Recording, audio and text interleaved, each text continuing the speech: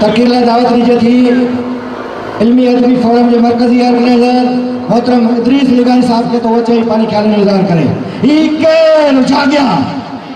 जेकॾहिं सिंध जागिया त आवाज़ ही केर जागिया ही केर जागिया ही केर जागिया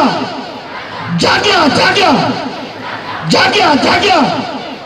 जागिया जागिया ही केर जागिया ही केर जागिया ही केर जागिया ही केर जागिया ही केर जागिया जागिया जागिया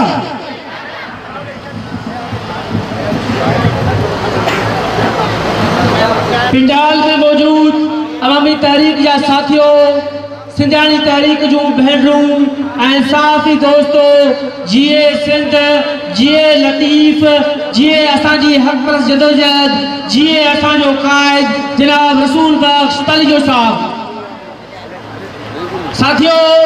हिन वक्त पाकिस्तान हिकड़े घण रुखे बहरान में आए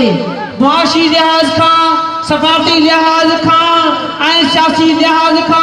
महंगाई के धबड़ में करप्शन की धबड़ में ऐं लाकानून की धबड़ में पाकिस्तान ॾींहों ॾींहुं फसंदो वञे। साथियों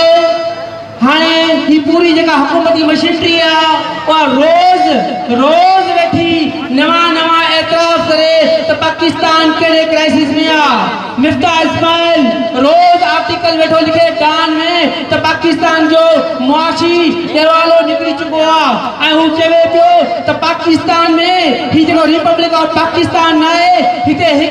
हिकु सैकड़ो अमीर तबके जी हुकूमत आहे। ऐं होॾां वरी इसाफ़दार जे दावाऊं पे कयई त आऊं पाकिस्तान ईंदुसि ऐं डॉलर खे अची रोकींदुसि। उहो इसाफ़दार चए पियो उहो इसाफ़दार आवाम जे आॾो चए पियो त ही पाकिस्तान जेको आहे उहो कलमे जे नाले ते ठहियो आहे हाणे पाकिस्तान खे अलाह बचाईंदो। ऐं होॾां असांजो वज़ीर आज़म साहब उहो चए पियो त पाकिस्तान जो जेको ही हशर आहे पाकिस्तान की जेका तबाही के पोती आहे उहा ॿिनि तबक़नि कई आहे।